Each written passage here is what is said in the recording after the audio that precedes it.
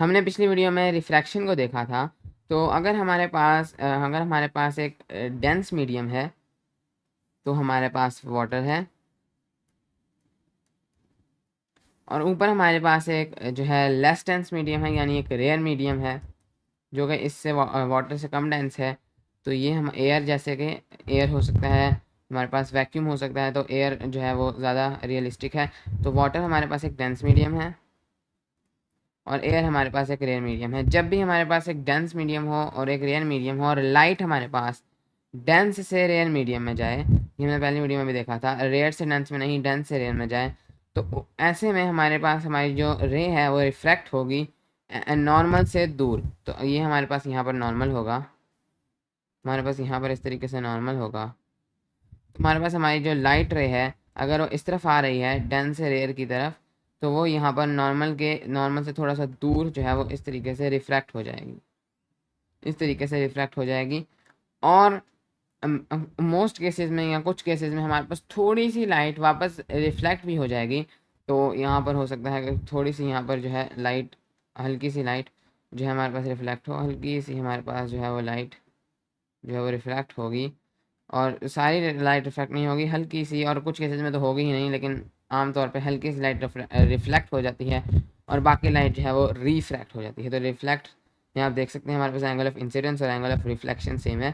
तो हमारी रिफ्लेक्शन और रिफ्रैक्शन पर वीडियोस देख सकते हैं अगर आपको ये समझ नहीं आ रहा तो हमारे पास ये जो है, अगर हम रिफ्रैक्शन को देखें तो ये हमारे पास हमारा एंगल ऑफ रिफ्रैक्शन है, ये हमारे पास हमारा एंगल ऑफ इंसिडेंस है, और यहाँ पर रिफ्लेक्शन में के केस में हमारे पास ये एंगल ऑफ रिफ्लेक्शन है। तो ये एंगल ऑफ रिफ्रैक्शन है और ये एंगल ऑफ रिफ्लेक्शन है। तो मैं इसको दूसरे कलर से रिप्रेजेंट कर देता हूँ। तो ये हमारे पास एंगल ऑफ रिफ्लेक्शन है। अब हम लोग यहाँ पर नोटिस कर सकते हैं कि जब भी हमारे पास लाइट डेंस से रेयर मीडियम में जाएगी, तो यहाँ पर हमारे पास जो एंगल ऑफ इंसिडेंस है वो एंगल ऑफ रिफ्लेक्शन से हमेशा कम होगा। जब भी लाइट डेंस से रेयर में जाएगी, हमेशा हमारे पास जो एंगल ऑफ इंसिडेंस है, मैं सिर्फ आई लिखता हूँ, वो हमेशा एंगल ऑफ रिफ्लेक्शन से कम हो, एंगल ऑफ रिफ्रैक्शन से कम होगा। तो यहाँ पर जो रिफ्लेक्शन है उसमें तो दोनों सेम है, लेकिन यहाँ पर ये एंगल ऑफ इंसिडेंस इससे कम है। अब अगर मैं अपने क्या होगा, अगर मैं अपने इधर ही मैं अपने ये जो एंगल ऑफ मैं अपने जो एंगल ऑफ इंसिडेंस है उसको मैं थोड़ा सा बढ़ा दूँ, तो क्या होगा। तो मसलन मैं एंगल ऑफ इंसिडेंस को थोड़ा सा बढ़ा दूँ, तो यहाँ पर एंगल ऑफ इंसिडेंस थोड़ा सा बढ़ जाए, ये नॉर्मल।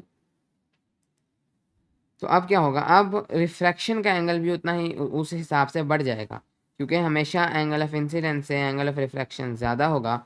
तो यहाँ पर उसी के अकॉर्डिंगली एंगल ऑफ रिफ्लेक्शन भी बढ़ जाएगा। तो ये एंगल ऑफ रिफ्लेक्शन और ये एंगल ऑफ इंसिडेंस, और एंगल ऑफ रिफ्लेक्शन जो है वो एंगल ऑफ इंसिडेंस के बराबर होगा, लेकिन लाइट अभी भी हल्की सी ही रिफ्लेक्ट बैक होगी। तो कुछ इस तरीके से। तो ये हमारे पास एंगल ऑफ रिफ्लेक्शन होगा। बाय द वे, ये जो हमारे पास प्रोसेस है जिसके अंदर लाइट जो है वो किसी एक डेंस मीडियम से रेयर मीडियम में जाते हुए, या जो ये लाइट की रिफ्लेक्शन है ये तो रेयर से डेंस में भी हो जाएगी, बस ये जो नॉर्मल से दूर की रिफ्रैक्शन है ये सिर्फ डेंस से रेयर में होगी, रेयर से डेंस में नॉर्मल की तरफ रिफ्रैक्शन होगी। आप हमारी रिफ्रैक्शन की वीडियो देख सकते हैं। तो जो ये रिफ्लेक्शन है जिसके अंदर एक तो रिफ्लेक्शन है कि किसी सरफेस से टकराकर लाइट वापस आएगी, लेकिन जब एक मीडियम से दूसरे मीडियम की बाउंड्री से लाइट हल्की सी जो वापस आ जाती है, इसको हम लोग कहते हैं इंटरनल रिफ्लेक्शन। तो यहाँ पर हमारे पास इंटरनल रिफ्लेक्शन हो रही है, इंटरनल रिफ्लेक्शन। तो अब इस तरीके से हमने देखा कि जैसे जैसे हम लोग अपने एंगल ऑफ इंसिडेंस को बढ़ाते जाएंगे, हमारे पास एंगल ऑफ रिफ्रैक्शन भी बढ़ता जाएगा।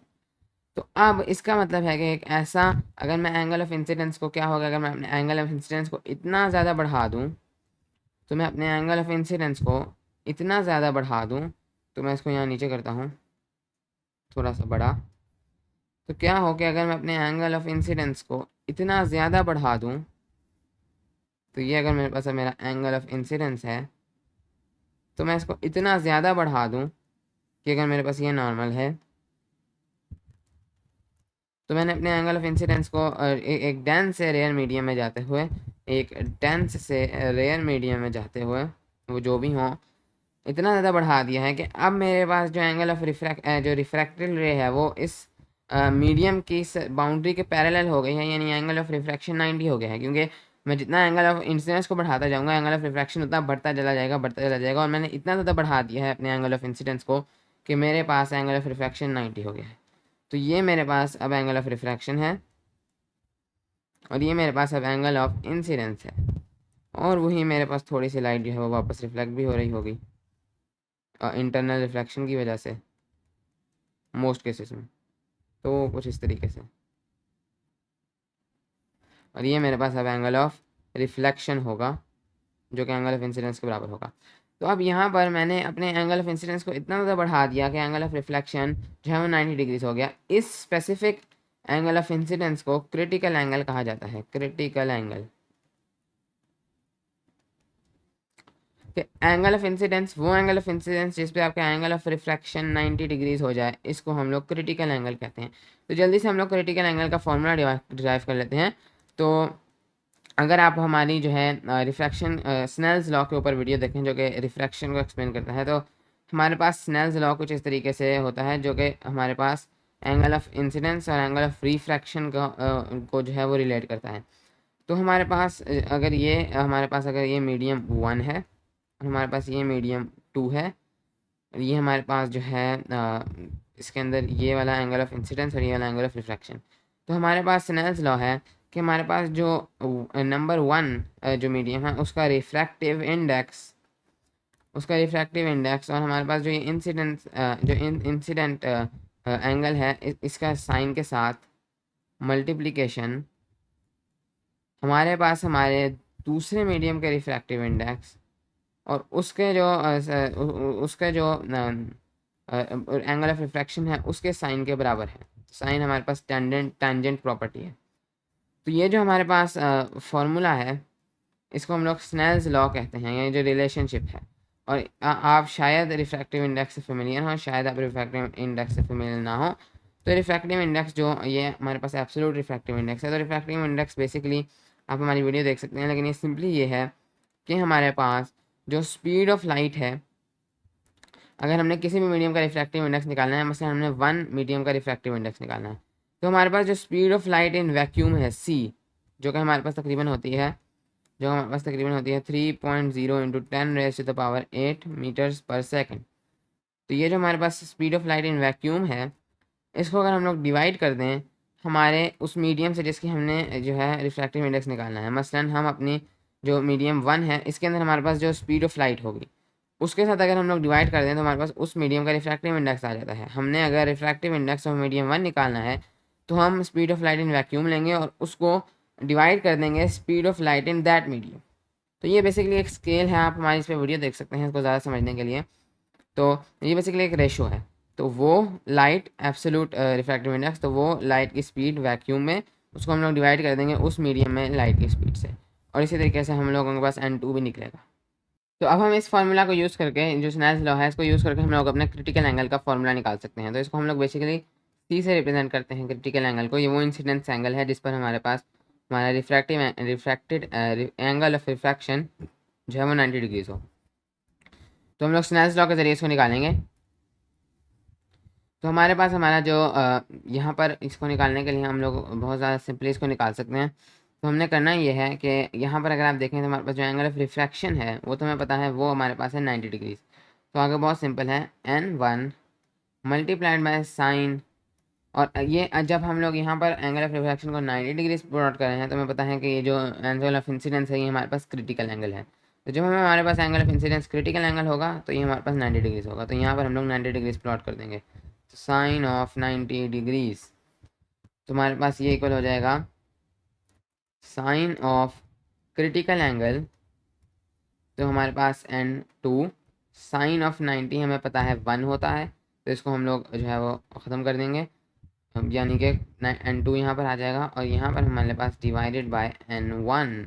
तो ये हमारे पास हमारा साइन सी का फार्मूला है, और यहाँ से अगर हम लोग अपना सी निकालना चाहें तो हमारे पास सी आएगा sine inverse of n2 divided by n1।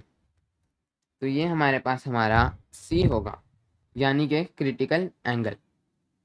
चलें अब हम लोग असली मसले की तरफ आते हैं। तो अब क्या हो कि मैं अपने एंगल ऑफ इंसिडेंस को क्रिटिकल एंगल से भी बढ़ा दूँ। तो मैं कुछ ऐसा करूँ कि मेरे पास जो एंगल ऑफ इंसिडेंस है वो क्रिटिकल एंगल से भी बढ़ जाए। तो कुछ इस तरीके से हो जाए, बहुत ही ज़्यादा बढ़ जाए कुछ इस तरीके से। तो अगर ये मेरे पास नॉर्मल है तो मैंने अपने एंगल ऑफ इंसिडेंस को क्रिटिकल एंगल से भी बढ़ा दिया है। तो अब क्या होगा, ज़ाहिर सी बात है रिफ्रैक्शन तो अब होगी ही नहीं। जो रिफ्रैक्शन का अमल है वो बिल्कुल ख़त्म हो जाएगा, क्योंकि रिफ्रैक्शन तो होती ही तब थी जब हमारे पास लाइट एक मीडियम से दूसरे मीडियम में जाए, डेंस से रेयर या रेयर से डेंस, और वो वाली रिफ्रैक्शन तब होती। और वो वाली रिफ्रैक्शन जिसमें हमारे पास रिफ्रैक्टेड रे नॉर्मल से दूर जाती है वो तब होगी जब डेंस से रेयर में हमारे पास लाइट जाए। तो अब रिफ्रैक्शन तो होगी नहीं। तो ऐसे में जब हमारे पास एंगल ऑफ इंसिडेंस जो है वो हमारे पास हमारे एंगल जो क्रिटिकल एंगल है उससे भी बड़ा हो जाए, तो हमारे पास कोई रिफ्रैक्शन नहीं होगी। यानी कि दूसरे अल्फाज में हमारे पास जो लाइट है वो हमारे पास ये मीडियम 1 है, ये मीडियम 2 है, तो इधर से इधर हमारे पास लाइट जाएगी ही नहीं। और हमारे पास लाइट सारी की सारी मीडियम 1 में वापस रिफ्लेक्ट हो जाएगी। हम देख रहे थे कि यहाँ पर हमारे पास हमारी लाइट रिफ्लेक्ट हो रही थी। अब जब लाइट यहाँ से उधर गई ही नहीं तो अब वो जाहिर सी बात है रिफ्लेक्ट ही होगी, जैसे कि आम सर्फेसिस पर रिफ्लेक्ट होती है। तो अब पहले तो सिर्फ हल्की सी रिफ्लेक्ट हो रही थी, यहाँ रिफ्लेक्ट हो ही नहीं रही थी, इंटरनल रिफ्लेक्शन। अब हमारे पास सारी की सारी लाइट ही वापस रिफ्लेक्ट हो जाएगी उसी एंगल पर। ये हम लोग रिफ्लेक्शन के लॉज में पढ़ चुके हैं कि हमारे पास एंगल ऑफ इंसिडेंस और एंगल ऑफ रिफ्लेक्शन सेम है, तो उसी एंगल पर ये मैं कोशिश करूँगा। तो ये कुछ इस तरीके से उसी एंगल पर वापस हमारे पास हमारी जो लाइट है वो रिफ्लेक्ट हो जाएगी। तो ये हमारे पास लाइट की डायरेक्शन, और कोई भी लाइट 1 से 2 मीडियम में जाएगी ही नहीं, रिफ्रैक्शन होगी ही नहीं। हमारे पास सारी की सारी लाइट जो है वो रिफ्लेक्ट हो जाएगी। और इस फिनोमिना को, जिसके अंदर हमारे पास बजाय इसके कि थोड़ी सी लाइट रिफ्लेक्ट हो या हो ही ना और बाकी सारी रिफ्रैक्ट हो जाए, इसको हम लोग कहते हैं total internal reflection. Total internal reflection, तो बेसिकली ये इंटरनल रिफ्लेक्शन की ही एक टाइप है जिसके अंदर सारी की सारी लाइट जो है वो अंदर ही मीडियम में वापस से रिफ्लेक्ट हो जाती है। और बेसिकली इसका बहुत जो है ये बहुत ज़्यादा लाइट की अमेजिंग प्रॉपर्टी है और बहुत ज़्यादा इसके फ़वाद हैं इस प्रॉपर्टी के ज़रिए से। क्योंकि अगर आप देखें तो आप हमारे पास जो एंगल ऑफ रिफ्लेक्शन है वो वापस से क्रिटिकल एंगल से ज़्यादा है, और वापस से क्रिटिकल एंगल से ज़्यादा है, यानी कि ये भी हम लोग अगली एंगल ऑफ इंसिडेंस के तौर पे यूज़ कर सकते हैं। तो अगर हमारे पास यहाँ पर एक और वॉल आ रही है, यहाँ पर ये मीडियम था टोटल, तो ये जब लाइट ये यहाँ पर जाकर सीधी लाइन में जाकर टकराएगी तो ये अगेन से जो है वो टोटल इंटरनल रिफ्लेक्शन का फिनोमेना दिखा सकती है। तो इस तरह से ही हमारे पास काफ़ी ज़्यादा इसकी एप्लीकेशंस हैं, जिनमें से एक बहुत इंपॉर्टेंट एप्लीकेशन हमारे पास ऑप्टिकल फाइबर्स हैं। तो ऑप्टिकल फाइबर्स में क्या होता है कि उसमें हमारे लोगों के पास लाइट जो है वो किसी बड़े लॉस के बगैर एक जगह से दूसरी जगह बहुत ज़्यादा स्पीड से चली जाती है। तो उसमें भी यही होता है, अगर तो हमारे पास लाइट सीधी जा रही होती तो जहाँ पर जाकर हमारे पास ये ऑप्टिकल फाइबर बेंट होनी होती तो लाइट यहाँ एब्जॉर्ब हो जाती और लाइट लॉस हो सकती थी। तो यहाँ पर जो टोटल इंटरनल रिफ्लेक्शन है वो यहाँ पर जब ये ऑप्टिकल फाइबर बेंट हो तब भी वो प्रिजर्व रहती है। तो कुछ इस तरीके से हमारे पास लाइट ऊपर जाती है क्रिटिकल एंगल से नीचे, क्रिटिकल एंगल से ज़्यादा एंगल ऑफ इंसिडेंस होता है, रिफ्लेक्ट होती है टोटल इंटरनल रिफ्लेक्शन, फिर वापस रिफ्लेक्ट, फिर वापस रिफ्लेक्ट, फिर वापस रिफ्लेक्ट, और इस तरीके से हमारे पास ये प्रोसेस चलता रहता है। हमारी लाइट एक जगह से दूसरी जगह बहुत ज़्यादा फास्ट स्पीड से जो है वो ट्रांसफ़र हो जाती है, और हम लोग ऑप्टिकल फाइबर्स के ज़रिए या फाइबर ऑप्टिक्स के ज़रिए, दोनों नाम एक ही हैं, हम लोग जो है अपने डाटा को एक जगह से दूसरी जगह जो है ट्रांसफ़र कर सकते हैं। उसको हम आने वाली वीडियोज़ में बहुत डिटेल से पढ़ेंगे।